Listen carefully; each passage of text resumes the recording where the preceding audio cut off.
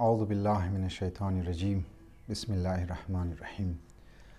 که یک ویدیوی بسیار مختصر مفید در خدمت شما حاضر خدمت هستم. امروز می‌خواهیم درباره موت بعضی مطالب را به عنوان یک معلومات در خدمت شما بیان کنم که حقیقت موت و حقیقت مرگ چی است. و همیشه در منی قرآنم شما لفظ موت را شنیدین یا گوش کردین یا دیدین. موت در حقیقت اما اکتیویتی بدن معنیش است که ختم میشه، فعالیت بدنی ختم میشه، اکتیویتی و یا فعالیت روح در جهان دیگر توسط فرشتگان شروع میشه و آغاز میشه. دیگه چون باشه که موت درباره نفس مجرد هیچ وقت یوز نمیشه، هیچ وقت استعمال نمیشه. به همین خاطر اگر ما آیه قرآن را میخوانی کل نفس ذائقة الموت که اینجی نفس هم ده، نفس معنیش انسان است. نفس معنیش اینجی هر فرد از این دنیا یا بشریت است. یعنی هر انسان موت را ذائقه‌شی میچشه، نه نفس مجرد. نفس مجرد یک بحث دیگه ای هست که در خدمت شما بیان منم. یک نکته دیگه ای که باید در خدمت شما بیان کنم، ماهیت موت در منطق و لاجیک قرآن چی است. در لاجیک قرآن، در منطق قرآن، موت فنا و نابودی نیست.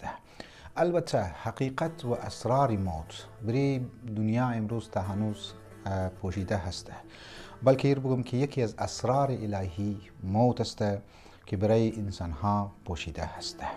ای دو باز مای مسئله که باید به عنوان یک معلومات در خدمت شما بیان کنم، موت مخلوق خدا هست. هو الذی خلق الموت والحیات خلقه ده.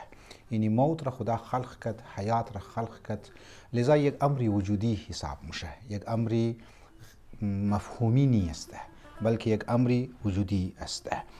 یعنی معنیش است که انسان از یک جهان به جهان دیگر منتقل میشه.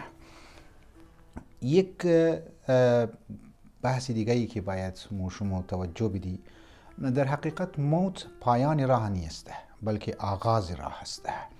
لذا این دنیا بایی که بسیار وسیع هست، بسیار طولانی هست و بسیار بعضی ساینسدان ها مگه، جامعه شناس ها مگه عمر زمین را میلیون ها سال مگه، نسبت به عوالم دیگر، نسبت به ماورای طبیعت یک مقدمه هست، یک پول هست که موزی پول دمنه یک عوالم دیگر موری.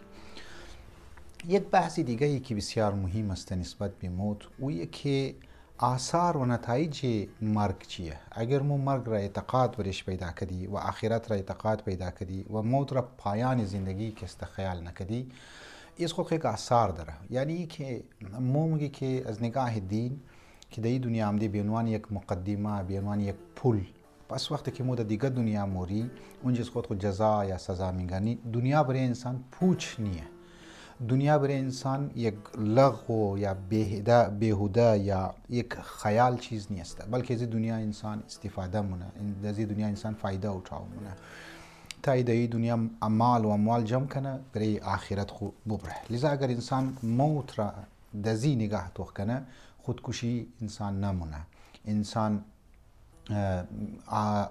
پریشان یا انسان تنشن یا استرس برایش نمایه، بلکه او تکودوشی اکتیویتیشی برای زو جهان زیاد میشه. مسئله دیگه ای که ما باید در سلسله موت دربارهش بحث کنی و یک مختصر معلومات داشته باشی، مسئله برزخ است. لفظ برزخ یک حائل مگه، یک رکاوٹ مگه، مانندی که یک دیوار است که ایلا به دنیای مثلا اولا به یک دنیای دیگر هست، ای ده اینجی هم نمیتونه، او ده اونجی هم نمیتونه.